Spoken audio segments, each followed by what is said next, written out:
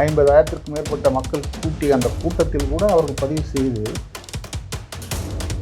அதற்கு இவர்கள் பேசுகிற வந்தாரை வாழ வேண்டும் என்கிற மிகவும் சொல்லலாம் பயன்படுத்தி இங்கு ஒரு வகையான சமரச அரசியலை இங்கே இருக்கிற ஈழத்தமிழர்கள் இன்று உலகம் முழுவதும் அகதிகளாக எப்படி உருமாறி இருக்கிறார்களோ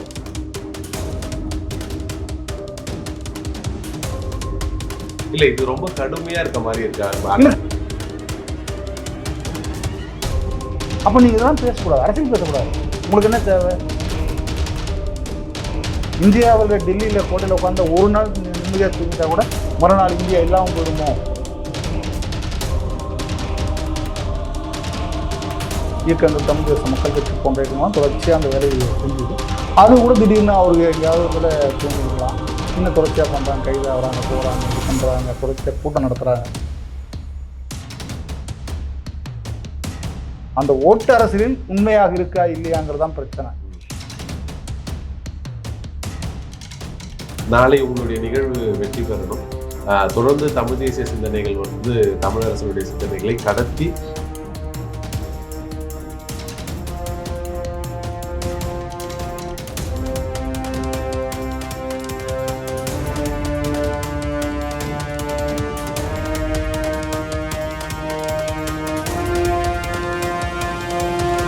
தமிழின் அன்பு வணக்கங்கள். இன்று நம்மோடு தமிழ் தேசிய அரசியல் பேச இணைந்திருப்பவர் தமிழ் தேச மக்கள் கட்சியின் பொதுச் செயலாளர் தமிழ்நேயன் அவர்கள். வணக்கங்கள். வணக்கம். தமிழ் தேசிய அரசியல் வடவர்கள் அதிகமா வராங்க, இங்க தமிழ் தேசியத்துக்கு ஒரு பெரிய பிரச்சனை வரப்போகுதுன்னு சொல்லி கடந்த வாரம் வேல்முருகன் அவர்கள் வந்து ஒரு கூட்டம் நடத்திருந்தாங்க. நீங்களும் அதில் பங்கேற்று இருந்தீங்கன்னு நினைக்கிறேன். தொடர்ந்து வடவர்களுடைய வருகை வந்து தமிழ் தேசியத்துக்கு ஏதாவது பாதிப்பை ஏற்படுத்துமா?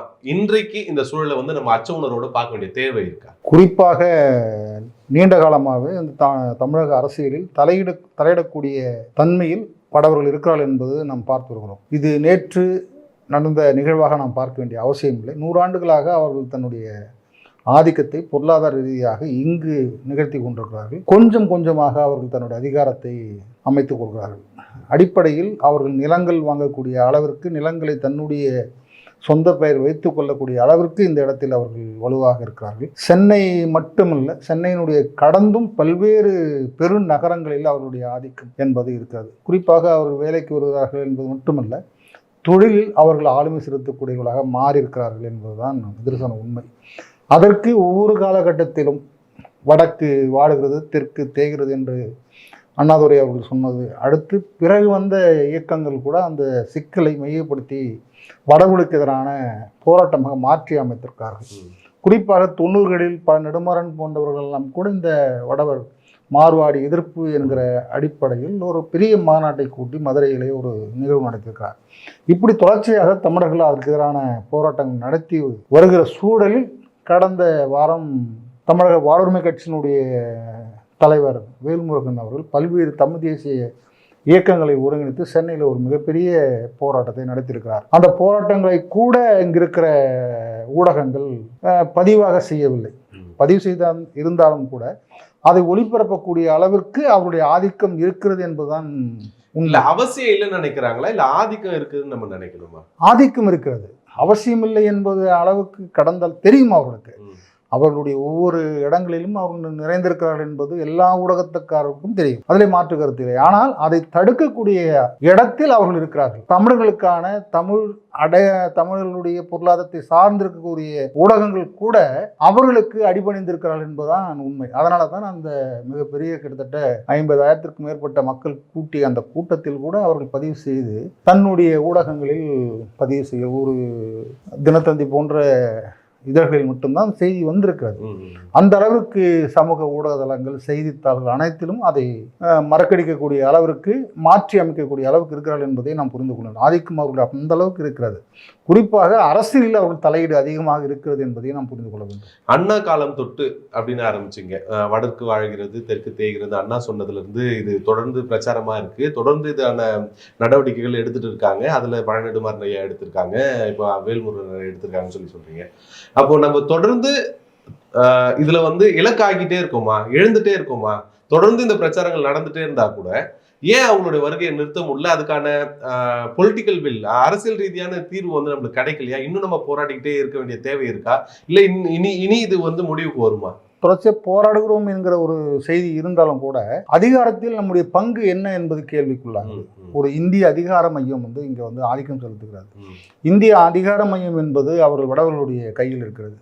நீங்கள் என்னதான் தேர்தல் வழியாக போராட்டம் பண்ணி வெற்றி பெற்றாலும் கூட அண்ணா அவர்களுக்கு பிறகு வந்த திராவிட முன்னேற்ற கழகம் ஆட்சியில் அமர்ந்தால் கூட அவர்கள் அதிகாரத்தை தீர்மானிக்கக்கூடிய இடத்தில் அவர்கள் இல்லை. ஆனால் வடவர்கள் கிட்டத்தட்ட ஒரு 300 பேர்பட்ட நாடாளுமன்ற உறுப்பினர்களை வைத்துக்கொண்டு அது எளிமையாக நம்முடைய நாடாளுமன்றத்தில் அவர்கள் சொல்லுகிற அந்த அதிகாரத்தில் நம்மளை வெளியேற்றி விடுவார்கள். இதுதான் அந்த அதிகார மையங்கள். அப்போ அதிகாரம் மையம் கடந்து இது மக்களுடைய சிக்கலாக மாற்றுவதற்காக இங்கிருக்கிற அரசு வந்து அதற்கான முயற்சியில் ஈடுபடும். அதிகாரத்தில் இருக்கக்கூடிய ஏதோ ஒரு வகையில் ஒரு அதிகாரத்தில் இருக்கக்கூடிய ஆட்சி அதிகாரத்தில் இருக்கிறவர்கள் அதற்கு துணையாக வேலை செய்யணும். இன்னைக்கு இருக்கிற திமுக இந்தியா கூட்டணி இருக்குல்ல, திமுக பங்கேற்ற இந்தியா கூட்டணிக்கு வந்து ஒரு முக்கிய கட்சியா ஸ்டாலின் இருக்காருல்ல. அன்னைக்கு திமுகல கலைஞர் இருந்த பொழுது, சோனியா காந்தி அவர்களுடைய கூட்டணியில இருந்த பொழுது அவங்க முக்கியமான பங்காளர் இருந்தாங்க. அது ஏன் அதிகார மையத்தோட நம்ம வந்து தீர்மானிக்க முடியலன்னு சொல்றீங்க? இல்லை, தீர்மானிக்கிறதுக்கான எந்த இடத்துலையும் இவர்கள் இல்லை. நம்ம அண்ணாதுரை அவர்கள் சொன்னது மீண்டும் அவர் தான் தொடங்குறோம். இந்த அதிகாரங்கள் என்பது கோட்டையில் ஒரு புல் புடுங்குவதற்கு கூட நமக்கு அதிகாரம் இல்லை என்பதை அவர்கள் அப்போது சொன்னார்கள். ஏனென்றால் அவர்கள் நாடாளுமன்றத்தில் மிகப்பெரிய அளவிலே அவர் தன்னுடைய பதிலுரையை பேசுகிறார். இவர் நம்ம சம்பத், நான் இந்த சம்பத், ஈவிக்கு சம்பத் அவர்கள் பேசுகிறார்கள். ஆனால் ஒரு கூட்டரசு என்கிற அந்த காலகட்ட நம்பிக்கைகள் அனைத்தும் கிட்டத்தட்ட 60களில் தகர்ந்து போகிறது. ஒரு கூட்டரசு, ஒரு ஒன்றியம், இப்போதுதான் திமுக ஒன்றிய அரசு என்று பேசுகிறார்கள். ஆனால் அப்பவே ஒன்றிய அரசு, கூட்டரசு என்றெல்லாம் பேசினாலும் கூட அந்த அரசு அதிகார மையங்கள் அனைத்தும் அவரிடம் இருக்கிறது. தமிழகத்திற்கென்று ஒரு அதிகார மையங்களை உருவாக்க முடியாது. தேசிய இனங்களுக்கான ஒரு அதிகார மையங்கள் இல்லை என்பதுதான் வெளிப்படையான செய்தி. குறிப்பாக வட மாநிலத்தவர் மட்டும் இல்லை, வெளி மாநிலத்தார் வருகைக்கு கூட சில வடகிழக்கு மாகாணங்களில் ஒரு பதிவு செய்து கொண்டுதான் வர வேண்டும் என்கிற ஒரு அடையாளங்கள்லாம் இருக்குது. அது கூட இங்கே கிடையாது. தமிழகத்தில் அது கூட கிடையாது. ஒரு ஜனநாயகபூர்வமான ஒரு வடிவமாக இவர்கள் அமைத்து கொண்டிருக்கார்கள். அதற்கு இவர்கள் பேசுகிற வந்தாரை வாழ வைக்கும் என்கிற மிகவும் சொல்லலாம் பயன்படுத்தி இங்கு ஒரு வகையான சமரச அரசியலை இங்கு இருக்கிற ஆட்சியாளர்கள் தொடர்ச்சியாக யாராக இருந்தாலும் செய்கிறார்கள். இயக்கங்களும் அந்த நீங்கள் என்னதான் போராடினாலும் கூட உங்களை அங்கீகரிப்பதற்கான இடங்களில் அவர்கள் இல்லை. குறிப்பாக உங்களுக்கு ஒரு செய்தியை சொல்ல வேண்டும் என்பதற்காக நான் சொல்லுகிறேன். தோழர் தமிழரசன் அவர்கள் அந்த செய்தியை அவருடைய தன்னுடைய கொல்லிமலை கட்சிய திட்டத்தின் அடிப்படையில் மிக தெளிவாக சொல்லுகிறார். இந்தி மக்களுக்கும் தமிழ் மக்களுக்குமான முரண்பாடு முதன்மை முரண்பாடாக மாறி இருக்கிறது. அவர் தன்னுடைய அரசியல் முடிவை 86 முடிவை எடுத்து விடுகிறார். இந்திய மக்களுக்கும் தமிழ் மக்களுக்குமான முரண்பாடு முதன்மை முரண்பாடாக மாறுகிறது. அது வடவருங்கிற செய்தி கூட இல்லை, இந்தி மக்கள் என்றே சொல்கிறார். அப்போ இந்தி மக்கள் என்று சொல்லக்கூடியவர்கள் கிட்டத்தட்ட ஒரு உபி, பீகார், மத்திய பிரதேசம், குஜராத், ராஜஸ்தான், இந்த போன்ற மாநிலங்களிலிருந்து அவர்கள் 300க்கும் மேற்பட்ட நாடாளுமன்ற உறுப்பினர்கள் அவையில் இருக்கிறார்கள். அப்போ அவர்கள் தான் நமக்கு எதிரானவர்களாக உருமாறி இருக்கிறார்கள், அதிகாரம் செலுத்துகிறார்கள் என்பதை திட்ட தெளிவாக அவர் தன்னுடைய அறிக்கையிலே தெளிவாக சொல்லுகிறார். ஆனால் இதை குறித்து எந்த விதமான அரசியலாளர்களும் பேசுவதில்லை. இப்ப நீங்க தமிழரசன் அவர்களை வந்து மேற்கோள் காட்டுறீங்க. ஆனா அவருடைய பாதை வந்து ஜனநாயக, அதாவது ஆயுதமேந்திய போராட்டமெல்லாம் இருந்துச்சு.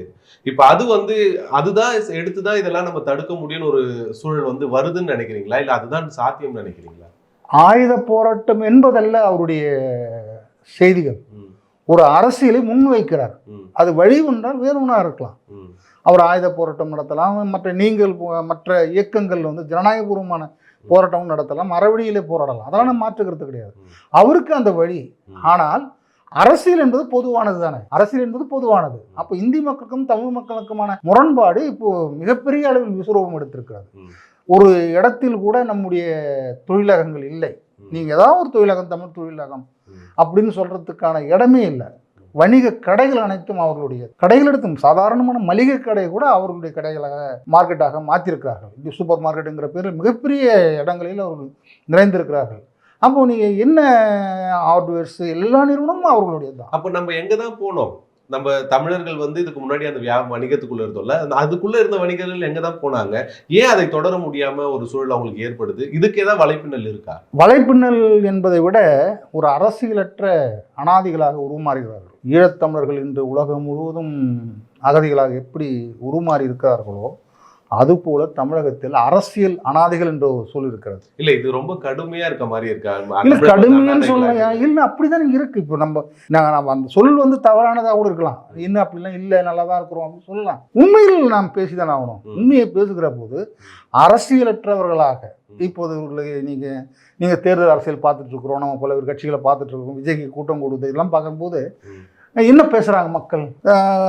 குவார்ட்டர் பிரியாணி, குவார்ட்டர் கட்டிங் அப்படிங்கிற மாதிரி பொது சொல்லாக மாறி இருக்கிறதா இல்லையா? அப்போ இந்த மக்கள் என்னவா இருக்கிறாங்க? யார் அந்த இடத்துக்கு தெளிவுக்கிறாங்க அவங்கள? அப்போ நீங்க இதெல்லாம் பேசக்கூடாது, அரசியல் பேசக்கூடாது. உங்களுக்கு என்ன தேவை? 500 ரூபாய்க்கான உங்களுடைய பங்கீடு, அவ்வளவுதான். அப்போ அரசியல் பேசுவதற்கான இடமே இல்லை. அப்போ அவர்கள் யாரு? விளிம்பு நிலையில தள்ளப்படுகிற மக்களாக உருமாற்றிருக்கிறார்களா இல்லையா? அனைத்து கட்சிகளுமே, தேர்தல் கட்சிகள் வந்து இந்த தமிழர்களை அப்படி உருமாற்றி இருக்கிறா இல்லை என்றால் உருமாற்றி இருக்கிறார்கள் என்பதுதான் நிதர்சன உண்மை. அப்ப தேர்தல் அரசியல்ன்றதே வந்து இந்த மக்களை வந்து இப்படிதான் ஒதுக்குமா? அப்படிதான் புரிஞ்சுக்கணுமா? இப்ப எல்லா கட்சிகளையும் நீங்க சேர்க்கும்போது தேர்தல் தான் இன்னைக்கு இருக்கிற மக்களுடைய ஒரே வெளிப்பாடு, ஜனநாயக வெளிப்பாடு நம்ம சொல்லும் பொழுது, இப்ப தேர்தல் இருக்கக்கூடிய எல்லா கட்சிகளும் மக்களை இதுதான் ஆக்கியிருக்காங்க கடந்த காலங்கள்ல பொழுது, இதுக்கப்புறம் மக்கள் என்ன செய்யணும்? இந்த அரசியல் கட்சிகள் இப்படிதான் நடத்துவாங்களா? அரசியல் கட்சிகள் நடத்துவார்கள் என்பதற்கான படிப்பு ஒரு 15 ஆண்டுகளாக கார்ப்பரேட் நிறுவனங்கள் வந்த பிறகு அதை மாற்றுகிறார்கள். கார்ப்பரேட் வருகிற போது கார்ப்பரேட் நிறுவனங்கள் என்ன பார்க்குறாங்க அப்படின்னா, இவர்களை ஒரு மந்தைகளாக எல்லா மக்களையுமே, இது இங்கு மட்டுமில்லை, ஆப்பிரிக்கா போன்ற நாடுகளில் கூட மக்களை மந்தைகளாக அவர்களுடைய வைர சுரங்கங்கள், தங்க சுரங்கங்கள் வணிகத்தில் கொள்ளையடிக்கிற போது அந்த மக்களிடம் வந்து அவர்களை அனாதிகளாக, நீங்கள் சோமாலியாவும் எத்தியோப்பியா போன்ற நாடுகள், எரித்திரியா போன்ற நாடுகளை பார்க்குற போது நம்ம அதெல்லாம் பார்க்க முடியும். அந்த மக்களுடைய இருக்கிற செல்வ செழிப்புகள் எப்படிப்பட்டது, நீங்கள் அந்த நாட்டில் போராடிய தலைவர்கள் எந்த அகவியில் கொல்லப்படுகிறார்கள் என்பது வரைக்கும் நம்ம பார்க்க முடியும். யாராக இருக்கட்டும், எந்த அதிபராக கூட இருக்கட்டும், ஆனால் அவர்களை கொன்றடிக்கிற அளவுக்கு கார்ப்பரேட் நிறுவனங்கள் உருவாகியிருக்கு.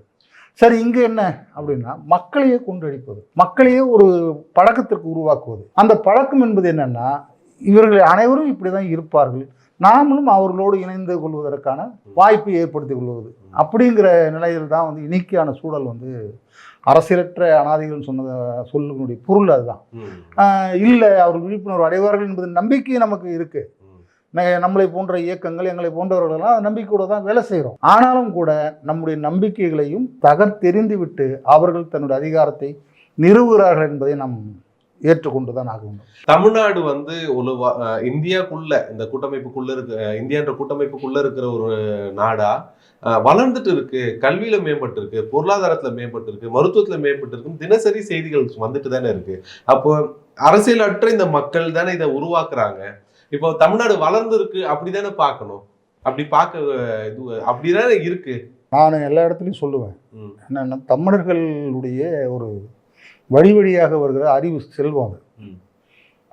நீங்கள் அறிந்தோ அறியாமலோ மோடி வந்து கங்கை கொண்ட சோழபுரம் வராது. எதுக்கு கங்கை கொண்ட சோழபுரம் வராது? கங்கை கொண்ட சோழபுரம் எங்கே இருக்குது? ஒரு அரியலூர் மாவட்டத்தில் ஒரு எண்டில் கடற்கரை ஓரத்தில் இருக்கிற ஒரு சின்ன நகரம் ஒன்று கிடையாது. அந்த இடம் மட்டும்தான் நகரம். அந்த அந்த கங்கை கொண்ட சோழபுரத்தில் கடைகளூர் கிடையாது. அந்த நேரத்தில் கூடுகிற மக்களுக்காக ஏதாவது நம்ம திருவிழா காலங்களில் வந்து போகிற மாதிரி தான் அந்த இடத்த வச்சிருக்கிறாங்க. இந்த இடத்துல இருந்து தான் அவன் 56 நாடுகளை தன்னுடைய கட்டுப்பாட்டில் வைத்திருக்கிறான் அப்படிங்கிறது அவனுக்கு ஒரு பெரிய வியப்பு. இவர்கள் இந்தியாவுக்குள்ளே இருந்துக்கிட்டே இந்தியாவை ஒன்றுக்குள்ளே வச்சுக்கொள்ள முடியுமான்றது நம்பிக்கைகள் அவருக்கு கிடையாது. ஆனால் இந்த இடத்தில் அமர்ந்து கொண்டு 56 நாடுகளை, கடல் கடந்த நாடுகளை தன் அதிகார பிடியில் வைத்திருந்தான் என்றால் அவர்களுடைய அதிகாரம் என்ன? அவர்கள் எப்படி அந்த அறிவை பெற்றிருந்தார்கள் அப்படிங்கிற கேள்வி உள்ளாகும். இந்தியாவில் டெல்லியில் கோட்டையில் உட்காந்து ஒரு நாள் நிம்மதியாக தூங்கிட்டா கூட மறுநாள் இந்தியா இல்லாமல் போயிடுமோ அப்படிங்கிற அச்சம் இருக்கு.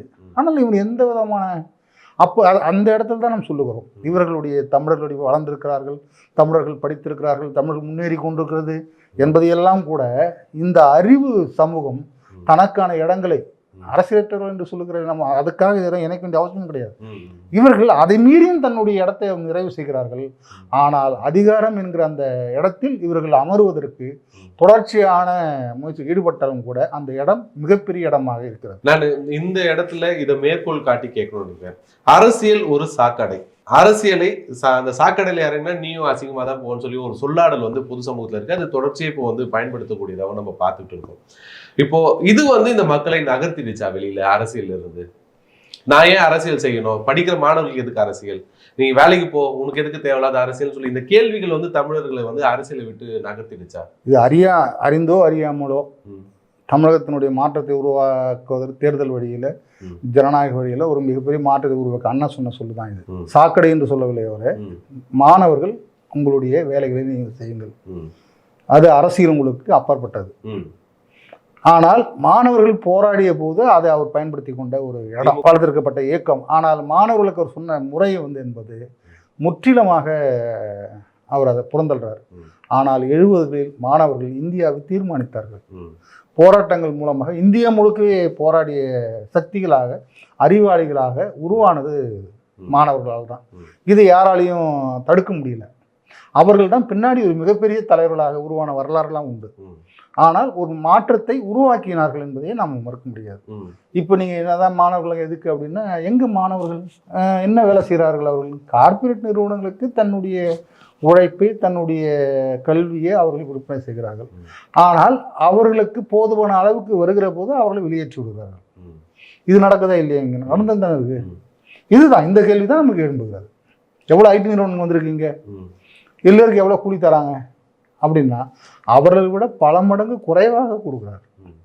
அமெரிக்கா போன்ற நாடுகள் பல்வேறு நிறுவனங்கள் வைத்திருக்க பல்வேறு நாடுகள், ஐரோப்பிய நாடுகள் உட்பட அந்த நாட்டில் அதிகமான ஊதியமும் இந்த நாட்டில் மலிவான உழைப்பும் மூளை உழைப்பும் இங்கே கிடைக்கிறது.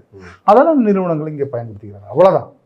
அப்போ தமிழ் மக்கள் வந்து உலகமயமாக்கலுக்குள்ள வந்து ஒரு கமாடிட்டியா, ஒரு பொருளாக தான் பார்க்கப்படுறாங்க. இவங்களுக்கு வந்து அந்த அறியாமையினாலதான் இவங்க எல்லாமே இதுக்குள்ள இருக்காங்கன்னு நினைக்கிறீங்களா? அறியாமையில் இருக்கிறாங்கன்னு சொல்ல முடியாது, அறியாமல் இருக்கிறாங்கன்னு சொல்ல முடியாது. இந்த அறிவை அவர்களுக்கு விற்பனை செய்யக்கூடியவர்களாக மாறி இருக்கிறார்கள். அவ்வளவுதான். அதுக்கு விலை பேசக்கூடிய அளவுக்கு நம்ம வளரல. அப்போ இந்த நாட்டில் நீங்கள் வந்து இது பண்ணணும்னா அதற்கான கோரிக்கை வைப்பதற்கோ இல்லை அதிகாரம் செலுத்துவதற்கோ இவர்களுக்கு அந்த இது இல்லை. அதனால அவர்கள் தன்னுடைய உழைப்பை, தன்னுடைய அறிவை அவர்களுக்கு விற்கிறார்கள். இப்படிதான் நம்ம பார்க்க முடியும். நீங்க சொல்ற மாதிரி கங்கைக்கு சோழபுரத்துக்கு மோடி வந்து அதனுடைய பெருமையை வந்து சொல்லியிருந்தாலும், சைனாவுடைய அதிபர் வந்து மாமல்லபுரத்துக்கு வந்து அதோடைய புகழை வந்து சொல்லியிருந்தாலும் கூட நம்ம தமிழர்கள் வந்து எதை உணராம விட்டுட்டாங்க? எதை இதுக்கப்புறமாவது உணரணும்னு நீங்க நினைக்கிறீங்க? இல்லை, இந்த அரங்கத்திற்கு பொருந்துமா பொருந்தாதா என்பது எனக்கு தெரியல. ஆனால் தமிழர்கள், நீங்கள் எப்படி மாமல்லபுரத்துக்கு வந்து சீனாவினுடைய அதிபர் வந்தார், அவருக்கு என்ன தேவை இருந்து? இவாங் சுவாங்னு ஒரு மனிதன், யாத்திரிகன் வந்தான். அவனுடைய பணிகள் அப்படி அதனுடைய வரலாற்று தொடர்ச்சி.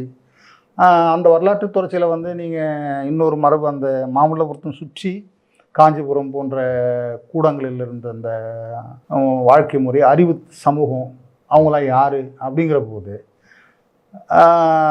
பௌத்தம் தழுவியவர்கள், பௌத்தம் தழுவிய உலகம் முழுவதும் பௌத்த மதம் பெரிய மதமாக இருந்து கொண்டு, கிறித்துவம் பெரிய மதம் சொல்கிறாங்க. அப்படி இல்லை. ஏன்னா கிட்டத்தட்ட நிறைய நாடுகளில், சீனாவில் மட்டும் இருந்தாலே 150 கோடி மக்கள் இருக்கக்கூடிய ஒரு நாட்டில் அந்த மதம் பின்பற்றப்படுகிறது. இதில் தமிழர்கள் ஒரு மிகப்பெரிய கூட்டம். அந்த தமிழர்கள் ஆசீவகம் என்கிற ஒரு மரபை பின்பற்றக்கூடியவர்கள். அவர்களுக்கும் இவர்களுக்கான ஒரு இணைப்பை போடுகிறார்கள். இணைப்பு அல்ல அது. அதை மறைத்து விட வேண்டும் என்பது யுவான் சோங் காலத்திலிருந்தே தொடங்குது. காரணம், இவர்கள் இறந்து சாப்பிடுபவர்கள், பிச்சை எடுத்து சாப்பிடுபவர்கள். யாருன்னா பௌத்தர்கள். ஆனால் ஆசைவர்கள் பிச்சை கூட எடுக்க மாட்டாங்க. ஏன் எடுக்க மாட்டாங்க? அவர்களுக்கு அந்த உணவே தேவையில்லை. கொடுத்தால் சாப்பிடுவார்கள், கொடுக்கலனாலும் அவங்களால வாழ முடியும். அந்த மரபு உடையவர்களை என்ன நடந்திருக்குங்கிறதுக்காக தான் அவர் வந்தார். யார் வந்தார்? சீனாவுடைய அதிபர் வந்தார். இன்னும் இப்படி ஒரு கூட்டம் இருக்கிறதா சொல்கிறானுங்க இவனுங்கள. இப்படி ஒரு கூட்டம் இருக்க முடியுமா அப்படின்னா அவங்க பல்வேறு நாடுகள் இருந்த அந்த பௌத்த சார்ந்த அந்த தலைவர் வந்து பார்க்குறாரு. இதுதான் நாம் சொல்கிறோம், கங்கை கொண்ட சோழபுரத்துக்குமான அதிகாரங்களை எப்படி இவர்கள் கையாண்டார்கள். அதிகாரங்கள் மட்டும் இல்லாமல் இவர்களுக்கு அன்னைக்கு நான் ஒரு முகநூலில், நான் ஒரு மருத்துவமனையில் இருக்கும்போது ஒரு செய்தி போடுறார். இளையராஜா தன்னுடைய மொழியை மறந்து கிறந்த மொழிகளை பாடுகிறார், வடமொழிகளை பாடுகிறார். ஒளி வாங்கி தடை செய்யப்படுகிறது. இயற்கை அதற்கு எதிராக இருக்கிறது. தமிழை புறக்கணித்ததனால் இளையராஜா மட்டுமில்லை, யாராக இருந்தாலும் தடை செய்யப்படும். காரணம் இயற்கையே அதுக்கு எதிராக இருக்கிறது. இப்படின்னு அவர் பெரிய படித்தவர்லாம் கிடையாது. அவனுக்கு அந்த இதை கொடுத்தது யாரு? அவர் முகநூலில் உடனே பதிவு செய்கிறார். தமிழை புறக்கணித்தார், அவரை தமிழ் புறக்கணித்தது. இது ரொம்ப எளிமையான செய்தியோட நம்ம கடந்து போகலாம். ஆனால் அதில் உண்மை இருக்கிறதுங்க தான் ஒரு செய்தி. ராஜேந்திர சோழனுடைய வரலாற்று படிவங்கள் என்பது பல்வேறு பதிவுகளில் ஜப்பானை கூட படிந்திருப்பதாக சொல்கிறார்கள். அப்போ அந்த ஜீன் வேலை செய்கிறது, தொடர்ச்சியான வேலைகளை செய்கிறது. அதை புரிந்து கேலி பேசக்கூடியவங்களும் இருக்கிறாங்க நிறைய. அப்படியே எப்படி இருக்கும் அப்படின்ட்டு. ஆனால் இவர்களுடைய அது சொன்னால் நிறைய அரசியல் போகும், அரசியலற்ற ஒரு மாதிரியான ஒரு எதிர்வினைகளை உருவாகும். ஆனால் இதையும் கடந்து தமிழர்களுடைய அறிவு தளம் என்பது விரிவானது. அதை யார் பெற்றுக் கொள்கிறார்களோ அவர்கள் வெற்றி கொள்வார்கள். இதுதான் அடிப்படையாக நான் பார்க்குறேன். அதனால தான் மோடி வரார். ஏன்னா அவர்களுக்கும் இந்த அறிவு தளத்துக்கும் சம்மந்தம் இல்லை. வணிகர்களுக்கு எப்போது அறிவு உருவாக முடியும்? வணிகம் மட்டும்தான் உருவாக முடியும். வணிக சிந்தனைகள் பெரிய அறிவாளி சார்ந்த இதுதான் நம்ம பார்க்குறோம். ஏன் ராஜேந்திர சோழன் அந்த நாட்டில் ஆண்டாரா போயிட்டு அதிகாரங்கள் எப்படி மையம் கொண்டார்? மையம் கொள்வதற்கு எப்படி ஒரு ஆற்றல் இருந்தது?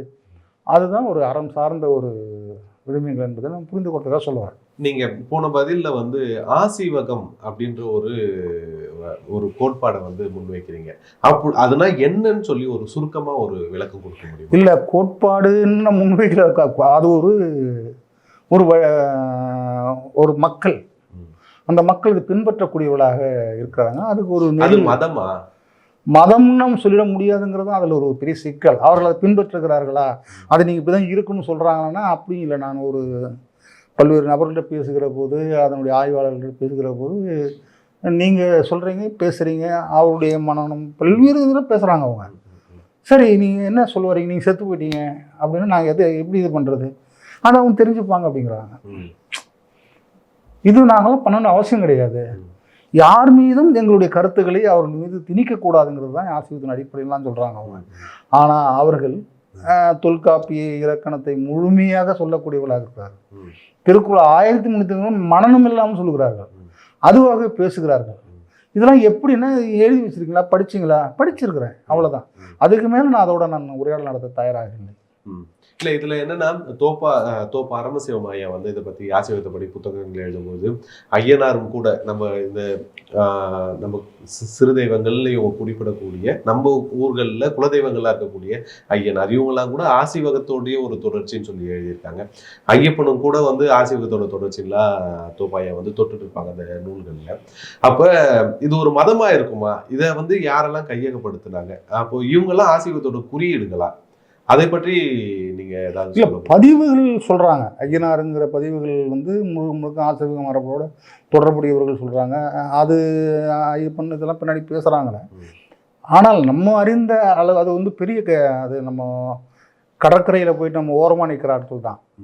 ஏன்னா கடல்ல குளித்தா தானே கடலுடைய ஆழம் என்னன்னு தெரியும், அது என்னன்னு தெரியும். நம்ம அதற்கான இல்லை. ஆனால் நாம் அதற்கான சொந்தக்காரர்கள் என்பதிலே மாற்றுக்கிறது கிடையாது. என்னால் கடற்கரை ஓரத்தில் நின்று அந்த தண்ணியை தொட்டுவிட்டு வர முடியும், உணர முடியும். அதை அவங்க பேசுறதுனால கொஞ்சம் உள்வாங்க முடியும். இவங்க ஏதோ ஒன்று பேசுகிறாங்க, அதுக்கான உண்மை இருக்குங்கிறத நம்ம உணர்ந்து கொள்ள முடியும். இவர் நம்ம நெடுஞ்செழியன் ஐயா தொகுத்த அந்த இதெல்லாம் கூட அவரோட சில முரண்பாடுகள்லாம் கூட அப்போ பேசியிருக்கோம். அவரோட என்ன இது எப்படிங்க அது அப்படின்போது இந்த மரபுகள் இதோட சேர முடியுமா? சேர முடியாது தான் அப்படிலாம் மறுக்கிறார் அவர். திராவிடம் சார்ந்த ஒரு விஷயம் பேசுகிற போது திராவிடத்துக்கு எங்கே முடிச்சு போடுறாங்க, தமிழாச்சு இது அப்படின்னு சொல்லி, ஆமாம் தமிழோட மட்டும்தான் இது உரையாடும் அப்படின்னு சொல்கிறாரு. ஆனால் நீங்கள் திராவிடம் அப்படி பேசும்போது இருக்கட்டும், நான் அதுதான் வந்திருக்கிறேன் அப்படின்னு ஒரு ஆய்வாளராக அவர் தன்னை நிலைநிறுத்திக் கொள்வதற்கும் அதற்கு உண்மையானவராக இருக்கணுங்கிறதுல அவர் எந்த செய்திகளை தொகுக்கிறார். அவர் தான் ஐயனார் வரலாறுங்கிற அந்த பெரிய புத்தகத்தை தொகுத்திருக்கிறாரு. அதில் நிறைய செய்திகளை அவர் சொல்கிறார். இப்போ நாம் அதை நினைவு வைத்துக் கொள்ளக்கூடிய அளவுக்கு இல்லாத அளவுக்கு பேர்லாம் போகுது அது. அப்போ என்னதான் நாம் அதை படிச்சிடணும், அவ்வளோதான்.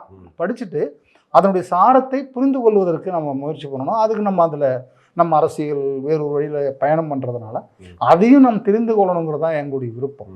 அப்போ ஆசீவக மரபு என்பது இங்கே தமிழர்களுடைய மரபு என்பது தான். இப்போ நான் ஒரு நாள் பேசுகிற போது தோழர்கிட்ட பேசியிருக்கும்போது தமிழரசன் தன்னுடைய வீடு பெறல் அடைஞ்சிட்டாரு அப்படின்னு சொல்கிறாங்க. வீடு பெறல் அடைஞ்சிட்டாரா? ஐயோ செத்துட்டாரே அவர் சொல்கிறார் தோழர். இல்லை, வீடு பெறல் அடைஞ்சார். வீடு பெறலுக்கான அகவைங்கிறது ஒரு வரையறை இருக்குது ஆசீவகத்தில். 42லேருந்து 43 44 வீடு பெறல் அடையிறதுங்கிறது குடும்பத்தில் குழந்தைகள் உருவான பிறகு தன்னுடைய அனைத்தையும் தொடர்ந்து மக்களுக்காக வாழ்வது, முழுமையாக ஒப்படைத்து கொண்டு வாழ்வது அப்படிங்கிறது தான் வீடு பெறல் அப்படிங்கிறது. அந்த வீடு பெறல் நிகழ்வு தான் மிகப்பெரிய வாழ்க்கையினுடைய மாற்றங்களை உருவாக்குகிறார்கள் அப்படிங்க. அப்போ தமிழரசன் வீடு பெறல் அடைஞ்சிட்டாரா? ஆமாம் அப்படின்னு எண்ணுவதற்கான உரிமை எனக்கு இருக்குது தானே. மறுப்பதற்கான உரிமை உங்களுக்கு 1000 இருக்கலாம். ஆனால் எண்ணுவதற்கு எனக்கு, அதற்கு பிறகு தானே அவர் இன்னொரு வாழ்க்கைக்கு போகிறாரு. அந்த வாழ்க்கை என்பது தமிழருடைய விடுதலை, தமிழருடைய தேசம், தமிழ்நாடு விடுதலை என்கிற ஒரு உயர்ந்தபட்ச லட்சியத்தை அவர் அந்த வீடு பெறலை நிறைவேற்றுகிறார். அவரால் வாழ முடியும் அப்படிலாம் நம்ம பேச விரும்பலை. ஏன் அவர் ஓடி இருக்கலாமே, தப்பிச்சிருக்கலாமே, சுற்றிருக்கலாமே, இதெல்லாம் வந்து கற்பனையான சில விஷயங்கள். அவர் வீடு பெறலை அடைவதற்கான ஏதோ ஒரு வகையை அவர் வந்து இது தேர்ந்தெடுக்கக்கூடிய அளவுக்கு அவர் தேர்ந்தெடுத்தாராங்கிறது இல்லை, அவருடைய மரபு வந்து தேர்ந்தெடுத்திருக்கு, அதனால் போகிறாரு. அப்போ அந்த தோழர், ஒரு மூத்த தோழர் சொல்கிறாரு, இப்படிலாம் நீங்கள் யோசிக்கிறீங்களா, இப்படிலாம் யோசிக்க முடியுமா உங்களால் அப்படின்னு. இல்லை, யோசிக்கிறதில்ல, அதெல்லாம் நடக்குது. அப்போ அந்த மரபுகள் நம்மளை இயக்குகிறது. நாம் இறை வழிபாடு அதெல்லாம் கூட கிடையாது, இறையெல்லாம் கிடையாதுங்க. வீடு பெறல் அடைஞ்சு ஒரு மக்களுக்காக தன்னுடைய வாழ்க்கை. அப்போ இவ்வளோ காலம் வாழ்ந்தது அது இன்னொரு வாழ்க்கை. அந்த இந்த உலகத்தினுடைய வந்து இன்னொரு உலகத்துக்கு போகிறாரு. வள்ளலாருடைய வழியை பாருங்கள். வள்ளலார் எவ்வளோ பெரிய மகானாக இருந்திருக்கிறாரு. அவருடைய அறிவு தேடலுங்கிறது எப்படிப்பட்டதாக இருந்திருக்கு. அவர் ரொம்ப சாதாரண இயல்பாக சொல்கிறாரு, அனைத்தும் மாண்டொழிகன்னு சொல்கிறாரு. சாதி மத வேதங்கள் அனைத்தும் மாண்டொழிக என்று சொல்லக்கூடிய ஒரு ஒழிகுன்னு சொல்லுவாங்களா?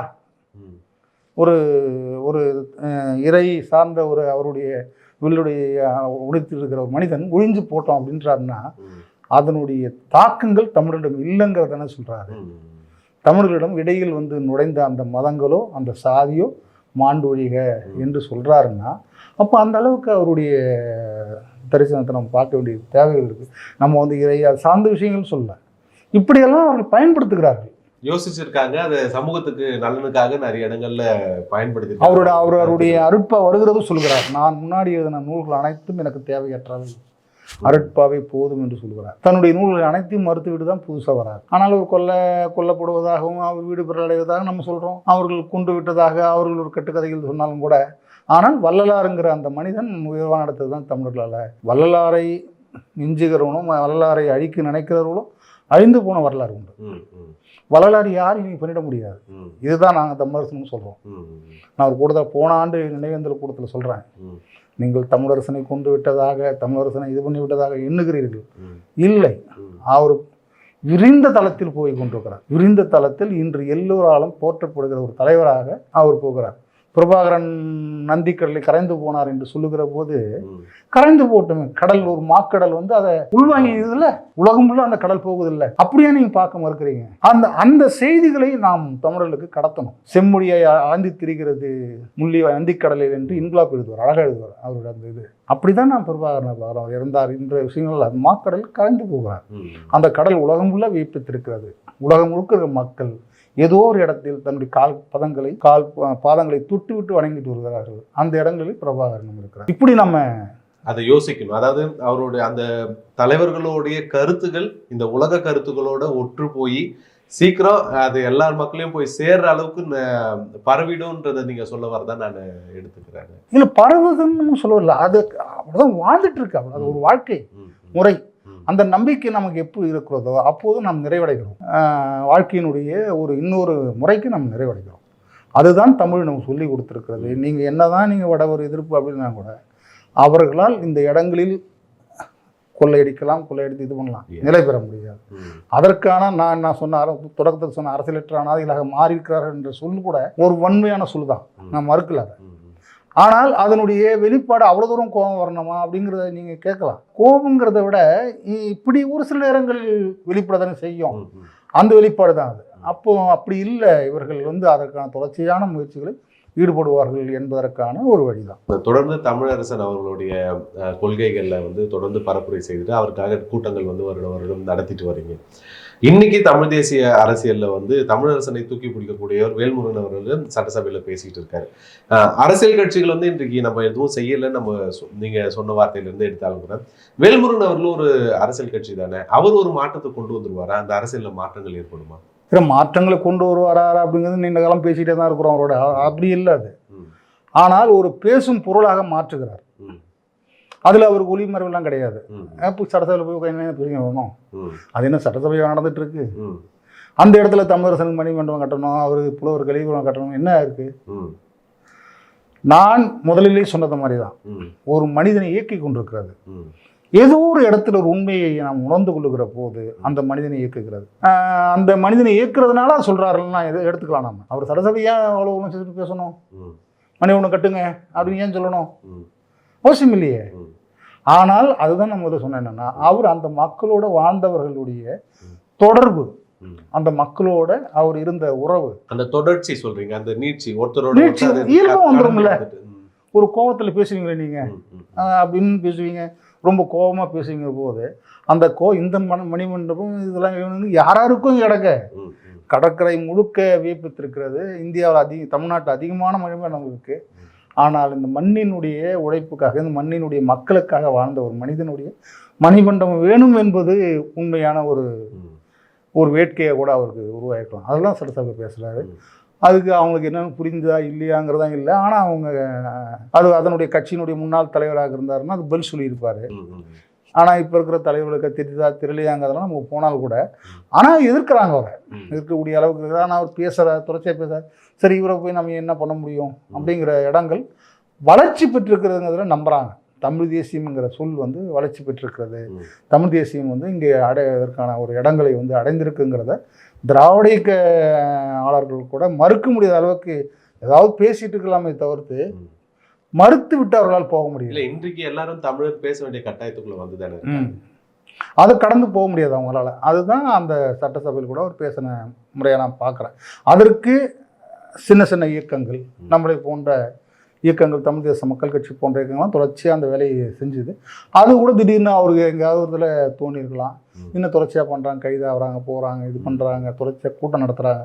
இதெல்லாம் நம்ம வந்து ஒரு பார்க்க முடியாத ஒரு செய்திகள் கூட அது அவருக்கு அந்த இடத்த வழங்கியிருக்கலாம்.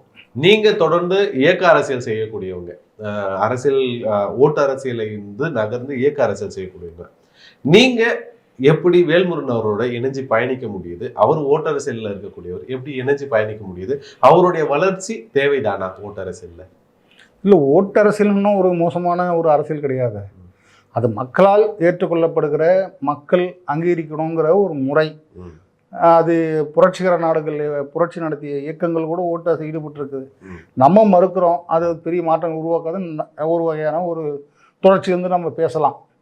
ஆனால் அது வந்து ஓட்டு அரசியலில் நீங்கள் இருக்கிற பல்வேறு நாடுகளில் பல்வேறு புரட்சிகர இயக்கங்கள், லெனினுடைய ரொம்ப புகழ்பெற்ற வாசகங்கள் உண்டு, டூமாவுக்கு செல்லுங்கள், அங்கே அம்பலப்படுத்துங்கன்னு சொல்கிறேன். அவருடைய சிறந்த ஒரு பேச்சு இருக்குது. டூமானா அவங்களுடைய நாடாளுமன்றம், அதுக்கு போய் செல்லுங்க, அங்கே போயிட்டு அம்பலப்படுத்துங்க. ஜாருடைய ஆட்சி அதிகாரத்தை, மென்சிக்குளுடைய ஆட்சி அதிகாரம் மிக மோசமானது, அம்பலப்படுத்துன்னு சொல்கிறார். இப்படி மாவோ நாடாளுமன்ற முறைகள் இல்லாமல் இருந்தாலும் கூட, ஆனால் கோமிடாவுக்கு எதிரான ஒரு முறையை வந்து அவங்க கையில் எடுக்கிறாங்க. இப்படி உலக லத்தீன் அமெரிக்க நாடுகளில் வந்து சிலியில் வந்து அலைண்டா அதிபரானது, பல நாடுகள், வெனிசுலாவில் நம்ம சாவேஸ் அதிபரானது, இது எல்லாம் ஓட்டு அரசியலினுடைய வெளிப்பாடு தான். அப்போ அவர் சாவேஸ் அழகாக சொல்லுவார், நான் அமெரிக்காவோடு மோதுகிறேன், ஐரோப்பாவோடு கை கொடுக்கிறேன்னு சொல்லுவார். என்னுடைய எண்ணெய் வளங்கள் அனைத்தும் ஐரோப்பாவுக்கு கொடுக்குறேன், ஐரோப்பா எங்களை காப்பது அப்படிங்கிறதெல்லாம் பேசுகிறாங்க. இது எல்லாம் ஓட்டு அரசியலினுடைய வெளிப்பாடு தானே. அந்த ஓட்டு அரசியலில் உண்மையாக இருக்கா இல்லையாங்கிறது தான் பிரச்சனை. அப்போ நம்ம மக்களை நெருக்கடிக்கு உள்ளாக்குற இவர்களுக்கு எதிராக நாம் அவர்களை நெருக்கடிக்கு உள்ளாக்கணும்.